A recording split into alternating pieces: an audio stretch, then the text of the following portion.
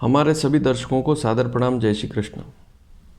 आज का हमारा विषय है सूर्य उच्च का है कुंडली में फिर भी अशुभ फल क्यों देता है। इस विषय को समझने के लिए सबसे पहले तो आप यह समझें, वैसे तो बहुत से लोग जानते हैं कि सूर्य मेष राशि पर उच्च का होता है, अर्थात 1 नंबर अंक पर बैठा हुआ है कुंडली में, तो उच्च का कहलाता है। लेकिन इसके बाद भी वह अशुभ फल क्यों दे रहा है।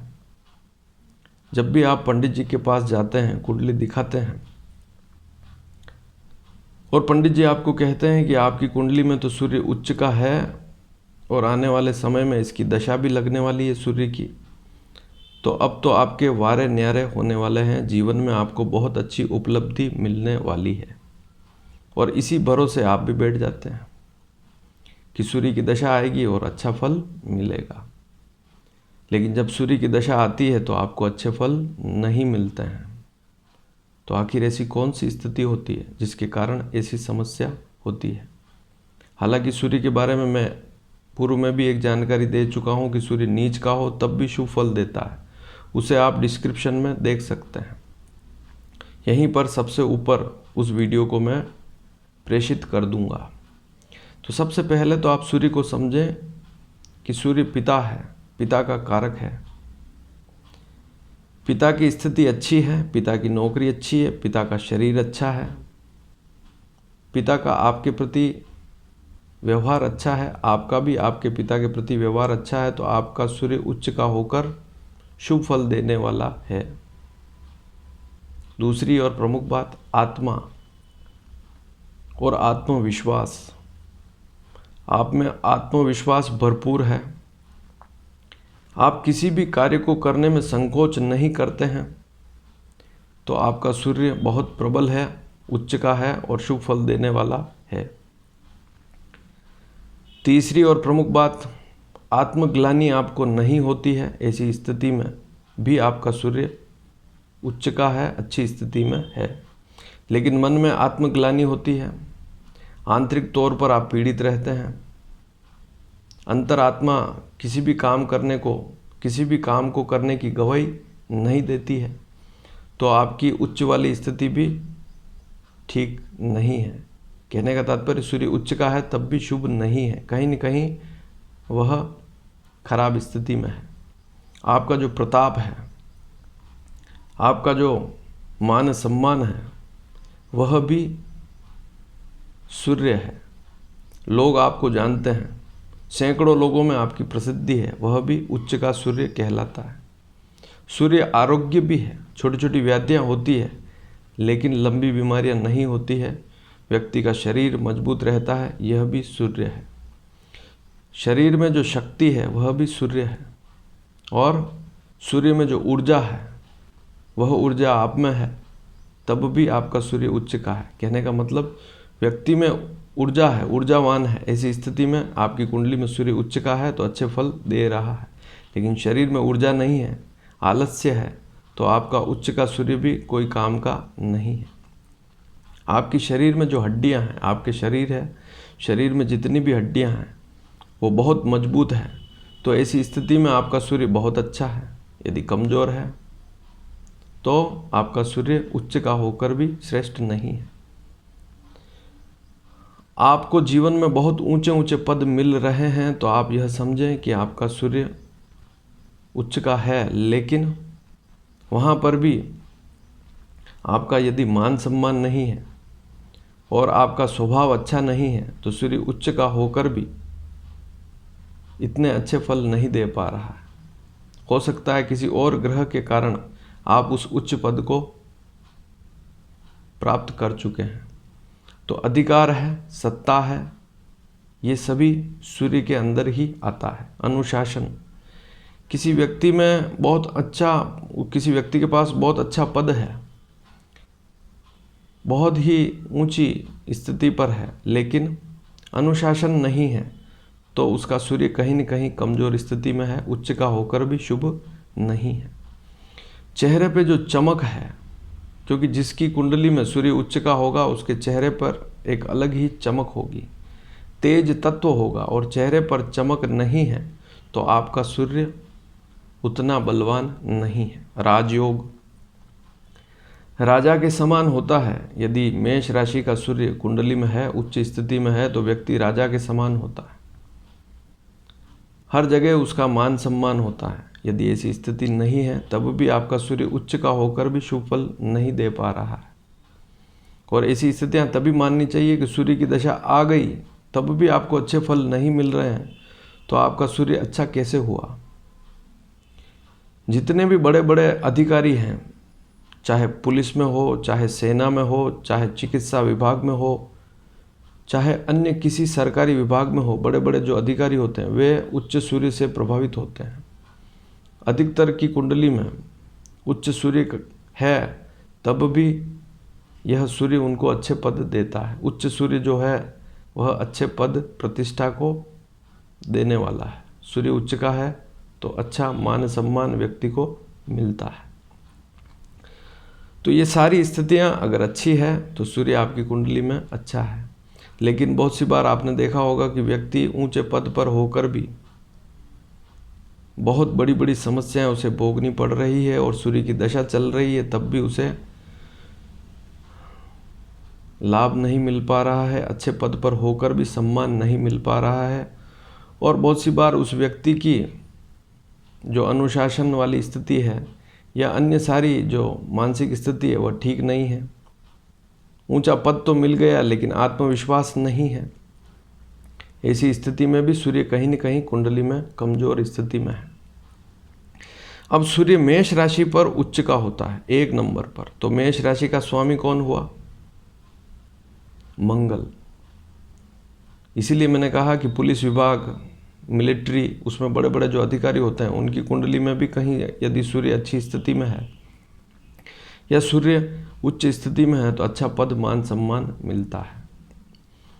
तो मंगल जो है वह भी कुंडली में अच्छी स्थिति में होना चाहिए। आपकी कुंडली में मंगल यदि कहीं पर भी बुरी स्थिति में है, नीच वाली स्थिति में है, कर्क राशि पर मंगल बैठा है, कुंभ राशि पर बैठा है, या शत्रु बुध की राशि मिथुन या कन्या पर बैठा हुआ है, ऐसी स्थिति में भी सूर्य उच्च का होकर भी ठीक नहीं होगा।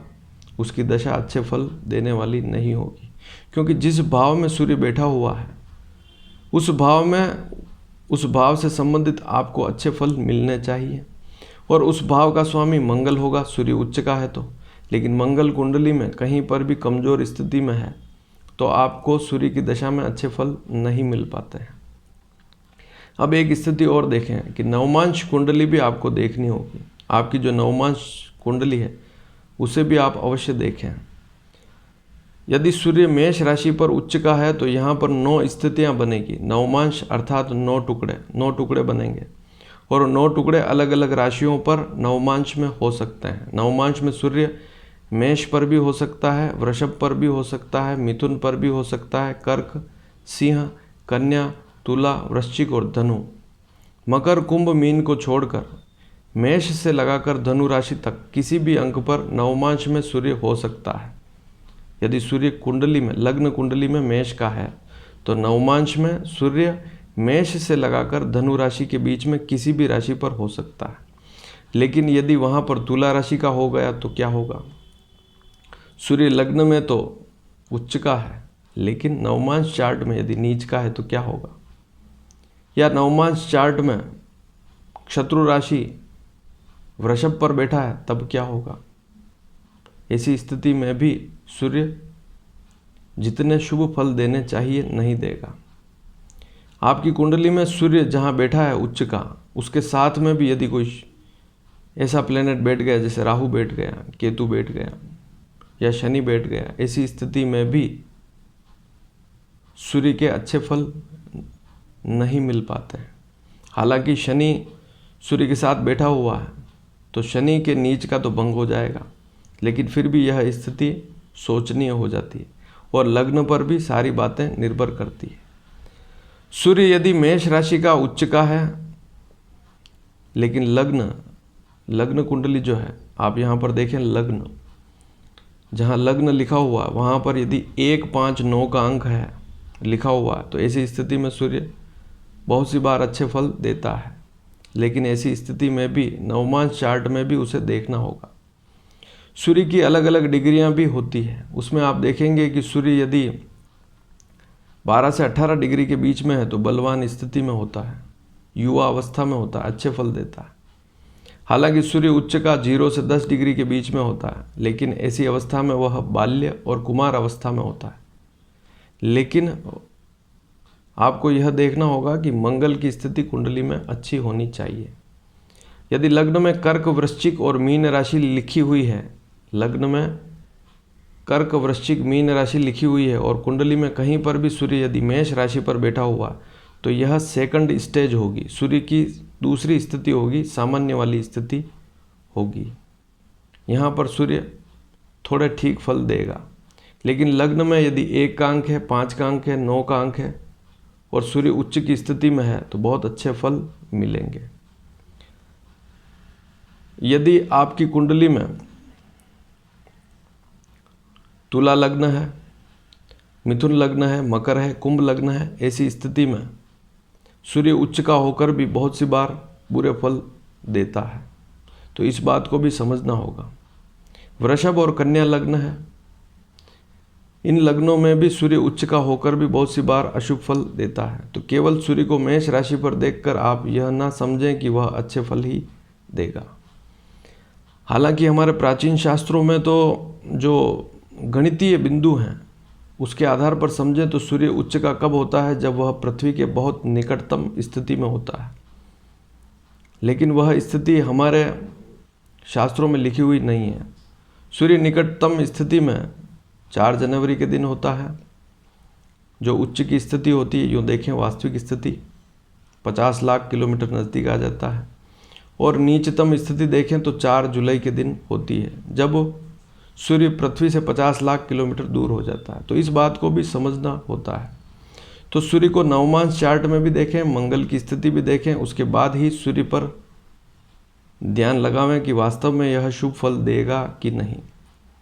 यदि अशुभ है तो वहाँ पर अच्छे फल उसकी दशा में नहीं मिल पाते हैं, और जो मैंने इसके कारक बताया उन सभी फलों में कमी हो जाती है। तो यदि आपको यह वीडियो पसंद आया हो तो इसे शेयर अवश्य करें। कुंडली में सूर्य उच्च का होकर भी अनेक बार मन के अनुकूल शुभ फल नहीं दे पाता है। हम उसके भरोसे बैठे रहते हैं कि यह सूर्य हमें अच्छे फल देगा। यदि कमज़ोर स्थिति में है और नवमांश में भी अच्छी राशि पर बैठा हुआ है, कमज़ोर स्थिति में है, तो वहाँ पर सूर्य को बलवान करना होगा। लेकिन मेष, सिंह, धनु लग्न की कुंडली है तो वहाँ पर सूर्य बहुत ज़्यादा बलवान होगा। कर्क लग्न में भी सूर्य 10वें भाव में बैठा हुआ है, ऐसी स्थिति में भी बहुत अच्छी स्थिति बनती है।